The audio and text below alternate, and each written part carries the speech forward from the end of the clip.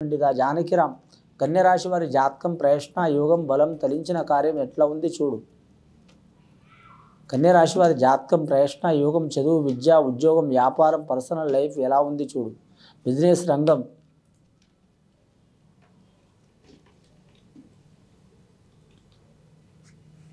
కన్యరాశి వారి జాతకంలో విఘ్నేశ్వరుడు సరస్వతి లక్ష్మీదేవత వచ్చిందండి వారి పేరు మీద. అలాగే మాత్రం చూడాలంటే మాత్రం కన్య రాశి వారి జాతకంలో ఆదాయం మాత్రం 11 ఉందండి, ఖర్చు 11 ఉంది, సరి సమానం ఉంది. సాయం చేసేవారు 5గురు, ఇబ్బందులు పెట్టేవారు 7గురు.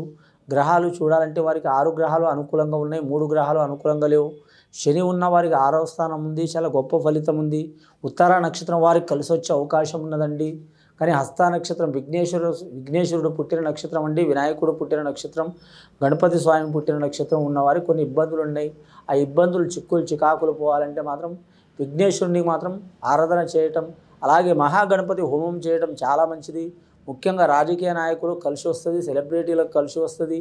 అలాగే వీరి జాతకంలో చూడాలంటే వ్యాపారస్తులకు కలిసి వస్తుంది, అలాగే గృహస్థులకు కూడా కలిసి వస్తుంది.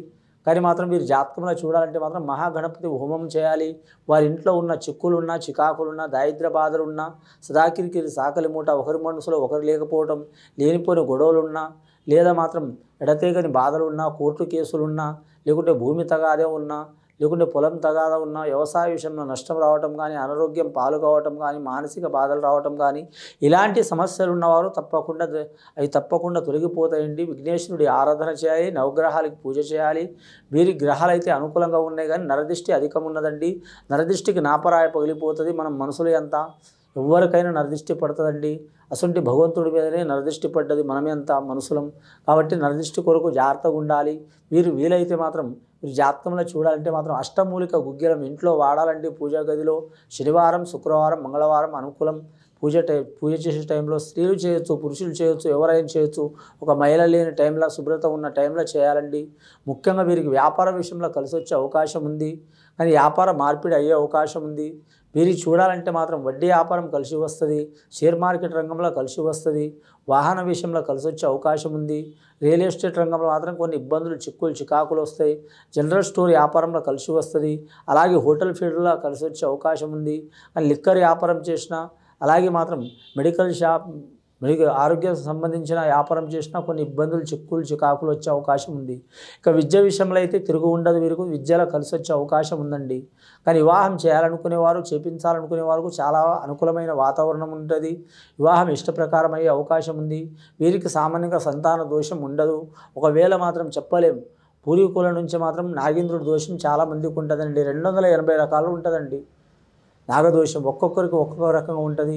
ఆ దోషం ఒకవేళ కుటుంబ పరంగా కానీ వంశపరంగా కానీ ఏమైనా నాగదోషం ఉంటే మాత్రం ఖచ్చితంగా మాత్రం నాగేంద్రుడికి పూజ చేయాలండి.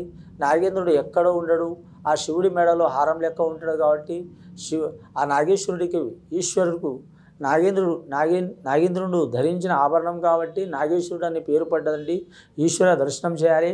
మంగళవారం రోజు మాత్రం ఆ స్వామికి మాత్రం ఈశ్వరునికి పూజ చేయటం చాలా మంచిది. అలాగే నాగేంద్రుడికి పూజ చేయటం చాలా మంచిది. అలాగే మాత్రం వీరి జాతక బలానికి చూడాలంటే మాత్రం ముఖ్యంగా మాత్రం సుబ్రహ్మణ్యేశ్వర స్వామి ఆరాధన చేయటం మంచిది. రుణ చిక్కులున్న వారు తొలగిపోయే అవకాశం ఉంది. కళాకారులకు కలిసి వస్తుంది, రాజకీయ నాయకులకు కలిసి వస్తుంది, స్త్రీలకు కలిసి వచ్చే అవకాశం ఉంది. అన్నదమ్ముల సహకారం ఉంటుంది. ఇంట్లో కానీ ఒకరి మనసులో ఒకరు లేని వారు కూడా తొలగిపోయే అవకాశాలు ఉన్నాయండి. ఇది విని చూసి ఆచరించే వారికి గొప్ప ఫలితాలు కలుగుతాయండి. శుభం భూయత్.